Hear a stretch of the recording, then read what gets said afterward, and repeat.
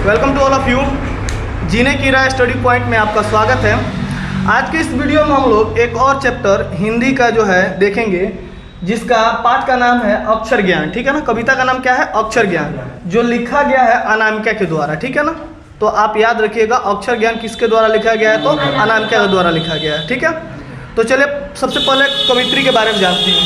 यह एक ladies poet है। ठीक है ना, यानी कवित्री इनको बोला जाएगा। जन्म अनामिका का हुआ था 17 अगस्त 1961 ईस्वी को। ये हमारे बिहार की थी, मुजफ्फरपुर बिहार की रहने वाली थी। ठीक है ना। पिता जो है श्यामानंद किशोर है ना, वे एक अच्छे जो है एक गद्य लेखक थे। वो भी एक प्रकार के गीतकार भी थे और कवि भी थे, है ना। और इनका जो है वो एक प्रोफेसर थे, है ना। इनके पिता प्रोफेसर थे और इन्होंने दिल्ली विश्वविद्यालय से एमए किया था इंग्लिश में। ठीक है ना। अनामिका ने दिल्ली विश्वविद्यालय से क्या किया था? एमए किया था और अंग्रेजी में। काव्य की बात करें तो ये कुछ कविताएं लिखी है, जैसे कि गलत पत्ते की चिट्ठी। मैंने कहीं से पत्ता गलती में नहीं लिखा जाता है तो दूसरे जगह चिट्ठी चला जाता है, तो एक उनके बारे में लिखा है कि गलत पत्ते की चिट्ठी, बीजाक्षर। तो पूछेगा बीजाक्षर किसके द्वारा लिखा गया है? तो अनामिका के द्वारा लिखा गया है। ये एक्चुअली इंग्लिश ऑनर्स की थी। ठीक है ना। एमए इंग्लिश से किया है तो इसलिए हिंदी इंग्लिश दोनों में लिखती थी। ठीक है ना। आगे देखिए, अनुष्टुप इन्होंने लिखा है। कुछ आलोचनाएं लिखा है। देखिए कुछ कवि ऐसे होते हैं जो आलोचना लिखते हैं, यानी सटायर लिखते हैं। ठीक है ना। तो देखिए सटायर में उन्होंने क्या क्या लिखा है? तो पोस्ट एलियट पोएट्री, याद रखिएगा। आलोचना में लिखा है पोस्ट एलियट पोएट्री। किनके द्वारा लिखा गया है? तो अनामिका के द्वारा लिखा गया है। स्त्रीवत्व का मानचित्र, है ना। स्त्रीवत्व का मतलब स्त्रियों के जो मानचित्र कुछ खींचा है कि स्त्रियों का वर्णन के बारे में। आगे देखिए, इनको कुछ सम्मान मिला है। ये जो इतना कविताएं लिखेंगी तो इनको कुछ पुरस्कार भी मिलेगा, समझ में आ रहा है? देखिए इनको पुरस्कार मिला है, राष्ट्रभाषा परिषद पुरस्कार मिला था। राष्ट्रभाषा परिषद पुरस्कार मिला था। भारत भूषण अग्रवाल जो है पुरस्कार मिला था। गिरजा कुमार माथुर पुरस्कार मिला था इनको। ऋतुराज पुरस्कार इनको मिला था। ठीक है ना। ये भारत के कुछ गिने चुने पुरस्कार हैं। जो व्यक्ति काव्य के क्षेत्र में कुछ रचता है ना, तो उनको ये सब पुरस्कार मिलेंगे। आप भी रचिएगा तो आपको भी मिलेंगे। ठीक है ना। मुझे मिलेंगे बाद में। आगे देखिए, कुछ देखिए ये समस्यायिक कवित्री है, समझ में आ रहा है ना। यानी कुछ समाज की समस्याओं को जो कवि उल्लेख करते हैं उन्हें समस्यायिक कवि के नाम से जाना जाता है। तो उन्हीं की कविताओं, यानी जो समस्यायिक कवि होते हैं ना, उन कवियों, गिने चुने कवियों को जो है एक बुक में रखा जाता है। और कवि ने कहा, तो पूछा जाएगा कि अक्षर ज्ञान कहाँ से लिया गया है? तो कहिएगा कवि ने कहा ये एक समस्यायिक गिने चुने कवियों का एक संग्रह है, वहाँ से लिया गया है। कौन? अक्षर ज्ञान। ठीक है ना। कवि ने कहाँ से लिया गया है? देखिए अक्षर ज्ञान में क्या है, बच्चे को जब पढ़ाया जाता है ना, तो बच्चों को बहुत ज़्यादा दिक्कत होता है शुरू में पढ़ाने से। बच्चे समझते नहीं हैं, तो बच्चों को समझाना पड़ता है कि देखो एक लकीर पाड़ो, उसको मान लो कि जो है ये डंडा है, फिर एक गोल बनाओ, है ना, एक टेढ़ मेढ़ बनाओ, उसके पास एगो बिंदु बैठाओ, हई माँ है, हई बेटा है, ऐसे करके बच्चा सबको सिखाने पड़ता है, समझ ना। फिर भी बच्चे जल्दी नहीं सीखते हैं। तो बच्चे नहीं सीखते हैं तो वो कभी कभी रोने लगते हैं। तो इन सब चीज़ों में अनामिका ने अक्षर ज्ञान, शुरू में आदमी कैसे अक्षर ज्ञान अर्जित करता है, इसके बारे में उन्होंने समाज को कुछ मेंशन देने का कोशिश किया है। तो चलिए पढ़ते हैं इसमें क्या है। देखिए समझिए, चौखटे में नहीं अटता बेटे का क। चौखटे में नहीं अटता बेटे का क, यानी कोट बना दिया जाता है ना, तो जब बनाता है कौन तो उसमें नहीं अटता है, समझ रहे ना। कबूतर ही है ना, फुदक जाता है जरा सा। क से कबूतर होता है ना, तो क जो है क से कबूतर होता है, तो वही कह रहा है कबूतर ही है ना, फुदक जाता है। यानी चौखट में जो मैंने कहा जाता है इसमें बाउंड्री बनाओ कोठा, और कोठा में लिखो क, तो बच्चा ऐसे क कोई कहता है ना, बना देता है, गलती बना देता है। तो चौखट में नहीं अटता है बेटे का क, कबूतर ही है ना, क से कबूतर होता है ना, फुदक जाता है ना, कहता है क से कबूतर, तो कबूतर क्या कर रहा है? फुदक जा रहा है, समझ रहे ना। आगे देखिए, कबूतर ही है ना, फुदक जाता है जरा सा, पंक्ति से उतर जाता है उसका ख। अब लिखता है तो पंक्ति से उतर जाता है उसका ख। लिखना चाहिए सीधा, ख को लिख देता है टेढ़ा मेढ़ा, तो वही कह रहे पंक्ति से उतर जाता है ख।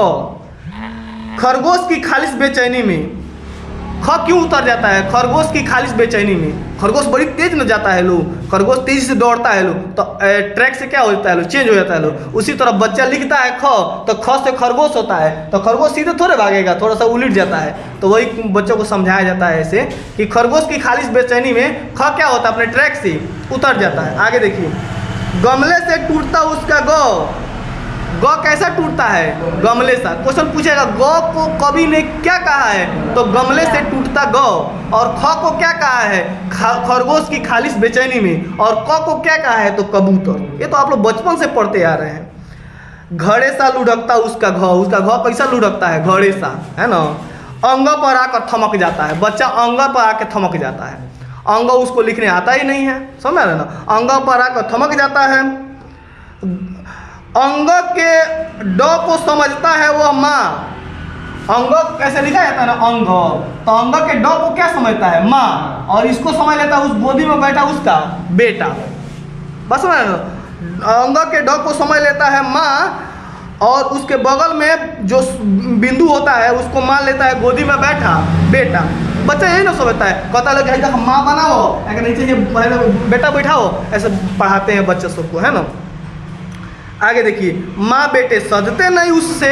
अब उससे लिखाता नहीं है यहाँ पे। अब इसे कभी ये लिख देता था, ये नहीं लिखता है, कभी ये लिखता है तो कभी ये नहीं लिखता है। माँ बेटे सजते नहीं उससे, यानी उससे लिखा नहीं जाता है वहाँ पे। आगे देखो क्या होता है, और उन्हें लिख लेने की अनवरत कोशिश में। लगातार लिखते रहता है, लगातार लिखते रहता है, लगातार लिखते रहता है, लेकिन लिखाता नहीं है। तो क्या हो जाता है, उसकी आँख से क्या आता है? आंसू आ जाता है, रोने लगता है। हम ना लिखे, है ना बच्चा, हम ना लिखे, हम नहीं खेल रहा हो। हमारा बेटा कहता है वैसे ही, नहीं खेल रहा हो, है ना, तो नहीं लुराता है। आगे देखिए, तो अनवरत कोशिश में उसके आ जाते हैं आंसू। उसके क्या आ जाते हैं? आंसू आ जाते हैं। तो पहली विफलता पर झलके ये आंसू ही है शायद प्रथमाक्षर। तो जब उसको लिखने नहीं आता है तो उसकी आंखों से जो आंसू आता है, तो ये विफलता के आंसू हैं। और विफलता जो है वह सफलता के मार्ग पर चलाने को बोलती है। देखिए, फेल होइए, ज़िंदगी में आप पीछे हटिए। ज़िंदगी में आप जितना जो है कोशिश कीजिएगा उतना ही आगे बढ़िएगा, लेकिन छोड़ दीजिएगा तो आगे कभी नहीं बढ़िएगा आप। विफलता से कभी इंसान को डरना नहीं चाहिए, बल्कि और कोशिश करनी चाहिए। समझ आ रहा ना। विफलता से कभी डरना नहीं चाहिए, हमेशा क्या करना चाहिए? कोशिश करना चाहिए कि आगे बढ़े हम, आगे बढ़े हम, आगे बढ़े हम। तो वह बच्चे की जब आँख से आंसू आ जाता है तो वह क्या है? पहली विफलता है, क्या है? वह आंसू है। वह सिखाता है कि तुमको और आगे बढ़ना है। समझ आ रहा है ना। अगर वो बेटा नहीं रोता तो समझिए उसको लिखने का मन नहीं कर रहा है, उसको पढ़ने का मन नहीं कर रहा है। वो जो है वह उसमें इंटरेस्ट नहीं ले रहा है। अब वो इंटरेस्ट ले रहा है तभी उसकी आंखों से आंसू आते हैं। वही व्यक्ति जिंदगी में सफल होता है जो किसी चीज़ के लिए रोता है। वह उसको चाहने के आस में न रोता है जी, उसको चाह रहा है तभी न रो रहा है, नहीं चाहता तो क्यों रोता। इसीलिए वह विफलता के आंसू कहा गया है उसको। तो सृष्टि की विकास की कथा यही है। सृष्टि की विकास की भी यही कथा है कि आप किसी चीज़ के लिए जब रोएंगे तभी वो आपको चीज़ मिलेगी। मतलब कि आपको कोशिश करना पड़ेगा, उसके लिए तपना पड़ेगा, उसके लिए आपको जो है कांटों के सिर पर चलना पड़ेगा, आपको कड़ा मेहनत करना पड़ेगा, तब जाकर वो चीज़ आपको क्या करेगी? मिलेगी। तो वही जो है कविता के माध्यम से अनामिका ने समाज को कैसे उत्थान होना है, समाज को कैसे आगे बढ़ना है और कैसे विफलता होती है तो इंसान को घबराना नहीं चाहिए, इस पर इन्होंने क्या कहा है, समाज को एक प्रकार का जो है मेंशन दिया है, यानी एक प्रोत्साहन दिया है। तो यह कविता पूर्णतः उस पर है। आई होप दैट आपको समझ में आया होगा। ठीक है, अगर वीडियो अच्छा लगा हो तो लाइक कीजिएगा और शेयर कीजिएगा और कमेंट कीजिएगा। Thank you very much.